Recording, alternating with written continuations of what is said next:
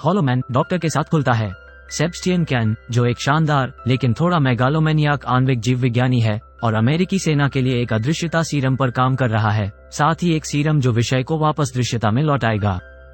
वो एक सफल सीरम बनाने के लिए अथक परिश्रम करता है, यहाँ तक कि घर से अनुकरण पर भी काम करता है, जबकि अपनी खिड़की के पार अपने गर्म पड़ोसी की जासूसी भी करता है। सेबेस्टियन पिछले 4 वर्षों से सूत्र को सही करने का प्रयास कर रहा है और वो अपने प्रयोगों को केवल उसके और उसके कर्मचारियों के लिए सुलभ एक शीर्ष गुप्त छिपी हुई सैन्य प्रयोगशाला के अंदर रखे जानवरों पर करता है। उनकी वर्तमान परियोजना उनके परीक्षण विषय इसाबेल नामक एक महिला गोरिल्ला पर अदृश्यता प्रभाव को उलट रही है। टीम ने जो खोजा वो ये है कि एक जीवित जीव को अदृश्यता में स्थानांतरित करना आसान था, लेकिन दृश्यता में उन्हें वापस चरणबद्ध करना बहुत मुश्किल साबित हुआ है। एक रात देर से काम करते हुए विकिरणित प्रोटीन के आणविक मॉडल को पुनः कॉन्फ़िगर करने पर, जो इसाबेल को दृश्यता में बहाल करेगा, वो एक एपिफेनी प्राप्त करता है और समस्या को हल करता है।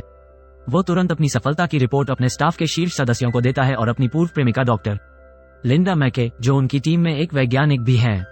हालांकि सीरम पर काम उसके जागने के लगभग सभी घंटों में होता है, सेबेस्टियन अपनी पूर्व प्रेमिका डॉक्टर उसके बारे में जाने अनजाने में वो डॉक्टर मैट केंसिंगटन, उनके शोध समूह के एक अन्य सदस्य। सेबेस्टियन अपनी अत्यधिक सुरक्षित सुविधा पर आता है। उसी समय मैट जाता है। इसाबेल का पिंजरा, जो परेशान करने वाला आक्रामक है। एक बार जब गोरिल्ला शांत हो जाता है तो वह पिंजरे को खोल देता है, लेकिन इसाबेल के भागते ही उसे काट लिया जाता है। मैट पीछा करता है लेकिन सेबेस्टियन से टकरा जाता है। दोनों ट्रैंक्विलाइजर गन लेते हैं और गोरिल्ला का पीछा करते हैं, साथ ही पैसे की शर्त भी लगाते हैं कि कौन उसे पहले गोली मारेगा। 2 कोने इसाबेल और सेबेस्टियन को गोली मार दी जाती है। अचानक तारा कैनेडी, एक पशु चिकित्सक, आता है और सेबेस्टियन को रिवर्स सीरम का उपयोग करने की योजना बनाने के लिए चबाता है। पहले इसका परीक्षण करने से पहले इसाबेल वे इसे लैब में बनाते हैं और इसाबेल को टेबल पर बांधते हैं और हम टीम के अन्य सदस्यों काटा एबे और तकनीशियनों फ्रैंक चेज और जेनिस से मिलते हैं। वाल्टर, वे रिवर्स सीरम के साथ गोरिल्ला को इंजेक्ट करते हैं, जो काम करना समाप्त कर देता है और इसाबेल पूरी तरह से दिखाई देने लगती है। उत्सव में टीम एक फैंसी डिनर के लिए बाहर जाती है, जहां सेबेस्टियन दुनिया के सबसे बड़े शोध समूह को टोस्ट बनाता है। सेबेस्टियन के लिए हालांकि यह अंत की तरह लगता है, क्योंकि प्रत्यावर्तन उनके शोध की आखिरी बड़ी सफलता थी। लिंडा बालकनी में सेबेस्टियन के साथ बात करने जाती है, जो एक साथ अपने समय की याद दिला रहा है और चुंबन के लिए जाता है, लेकिन लिंडा ने अपनी प्रगति को अस्वीकार कर दिया।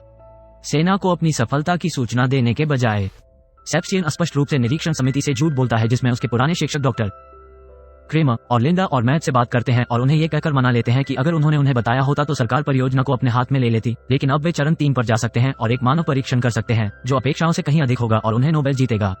इनाम। मैट और लिंडा हिचकिचा रहे हैं, लेकिन अंत में टीम के अन्य 4 सदस्यों से झूठ बोलने के लिए सहमत हो गए, ये कहते हुए कि क्रेमर और बोर्ड ने उन्हें मानव परीक्षण के लिए आगे बढ़ाया है।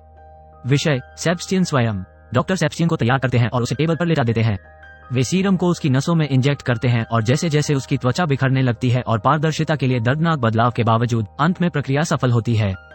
झटके के कारण लगभग 17 घंटे तक बेहोश रहने के बाद सेबेस्टियन दर्द में जाग जाता है और परिवेशी प्रकाश से हटकर महसूस करता है कि वह अपनी पलकों के माध्यम से देख सकता है। उसके बाद वो खुद पर कुछ नैदानिक परीक्षण करता है और निगरानी में सुविधा में रहता है। जब सभी चले जाते हैं, सारा सेबेस्टियन को देखने के लिए बनी रहती है, लेकिन थोड़ी देर के लिए सो जाती है। जब सेबेस्टियन अंदर आता है और अपनी शर्ट के बटन खोलता है और उसके स्तनों को सहलाता है, वो जागती है और संदेह करती है सेबेस्टियन, लेकिन उसके पास कोई ठोस सबूत नहीं है।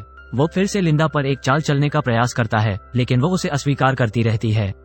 अदृश्य होने के 86 घंटे बाद सेबेस्टियन मेज पर वापस आ गया है, लेकिन इस बार रिवर्स सीरम का परीक्षण करना है। पहले तो ऐसा लगा कि वो वापस सामान्य स्थिति में लौट आया है, लेकिन उल्टा जल्दी से पीछे हट जाता है और विफल हो जाता है और लगभग उसे मार डालता है। शोधकर्ताओं ने प्रयोगशाला के चारों ओर पहनने के लिए सेबेस्टियन के लिए एक लेटेक्स मास्क का निर्माण किया, जो मानव उपस्थिति का अनुमान लगाता है। इस समय के दौरान मैट कंप्यूटर सिमुलेशन का प्रयास करता है और सेबेस्टियन को फिर से दिखाई देने की उम्मीद करता है, हालांकि सिमुलेशन विफल हो जाता है। अगले कई दिनों में लैब में अलगाव और आभासी कारावास सेबेस्टियन के मानसिक स्वास्थ्य पर असर डालने लगता है। काटा और अपने स्वयं के नियमों की अवहेलना करते हुए वो लैब छोड़ देता है और कुछ किताबें लेने के लिए अपने अपार्टमेंट में जाता है। लैब में वापस ले जाने के लिए सीडी और ट्विंकीज। फिर वह देखता है कि उसका गर्म पड़ोसी घर आ रहा है और कपड़े बदल रहा है, और जैसे ही प्रलोभन उसे बेहतर होता है, वो अदृश्य होने के लिए अपना मुखौटा और कपड़े हटा देता है और अपने पड़ोसी के अपार्टमेंट में घंटी बजाता है। जब उसका पड़ोसी दालान में जांच करने जाता है तो वो चुपके से अंदर चला जाता है। जब वो अपने बालों को ब्रश करती है तो वो शीशा घुमाकर उसके साथ खिलवाड़ करना शुरू कर देता है और फिर उसे जबरदस्ती बिस्तर पर धकेल देता है। उसके बाद क्रूरता का एक स्पष्ट कार्य करता है। लिंडा सेबेस्टियन के अपार्टमेंट में दिखाई देती है और मास्क और कपड़े ढूंढती है, लेकिन सेबेस्टियन नहीं।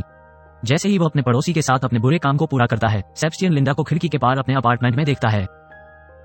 वो लैब में लौटता है जैसे दूसरे उसके पीछे जाने की योजना बना रहे थे। लिंडा ने उसे चेतावनी दी कि अगर वो फिर से चला गया तो वो और मैट डॉक्टर कार्टर को बताएंगे क्रेमर सब कुछ के बारे में। उनकी धमकी को नजरअंदाज करते हुए वो एक डिवाइस को असेंबल करता है जो उसके क्वार्टर में उसके हीट सिग्नेचर का वीडियो लूप चलाता है।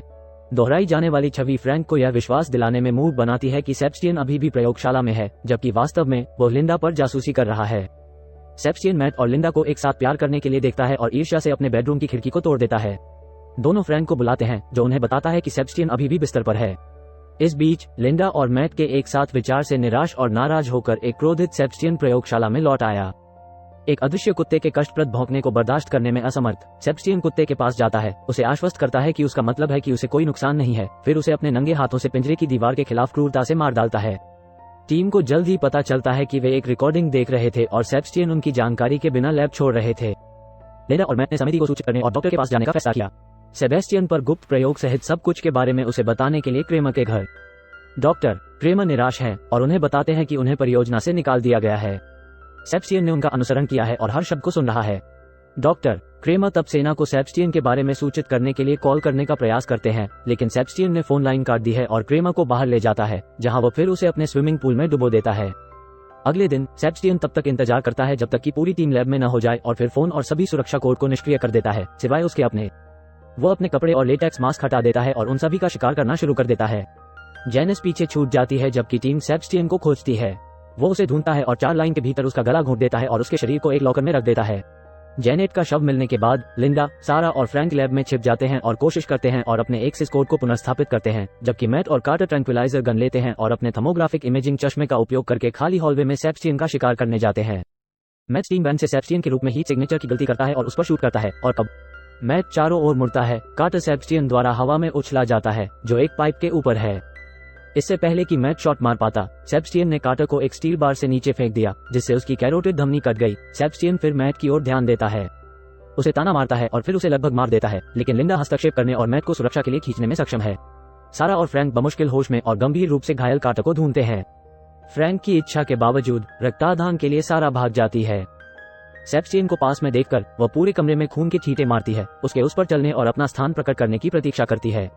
हालांकि सेबेस्टियन उससे निपटता है, उस पर हावी हो जाता है और उसे अपनी ट्रैंक्विलाइजर गन से गोली मार देता है, फिर उसकी गर्दन तोड़ देता है। लिंडा और मैट फ्रैंक को एक मरते हुए कार्टर के लिए प्रवृत्त पाते हैं। कार्टर की मौत हो गई और तीनों सारा को खोजने गए। वे उसे वॉक इन फ्रीजर में मृत पाते हैं, लेकिन यह एक जाल है, जैसा कि सेबेस्टियन ने फ्रैंक को एक क्रॉबर के साथ लगाया और मार डाला। वो फिर मैट को अपनी छाती के निचले हिस्से में हुक एंड से मारता है। सेबेस्टियन लिंडा और मैट को फ्रीजर में बंद कर देता है, तापमान नियंत्रण को पूरी तरह से नीचे कर देता है और उन्हें ठंड से मरने के लिए छोड़ देता है। सेबेस्टियन अपना लेटेक्स मास्क और कपड़े पहनता है, ये सुनिश्चित करने के लिए ज्यादा समय खर्च करता है कि वो मानव के करीब दिखता है।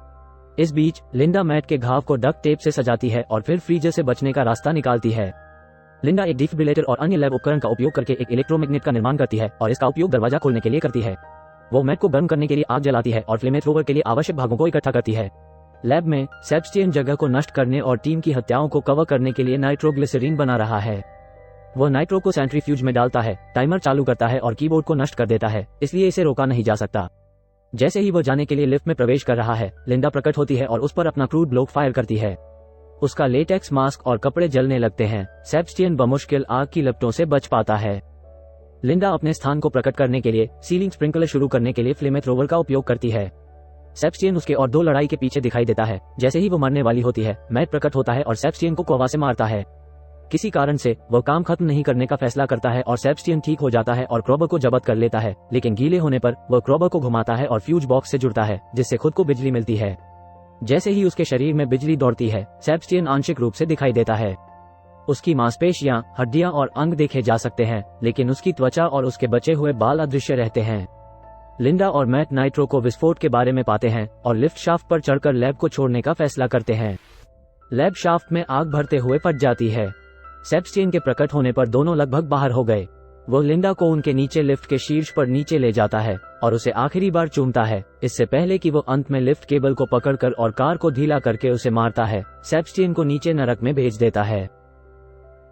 फिल्म लिंडा और मैट के जलती हुई प्रयोगशाला से निकलने के साथ समाप्त होती है, क्योंकि पैरामेडिक्स उन्हें एम्बुलेंस में ले जाते हैं।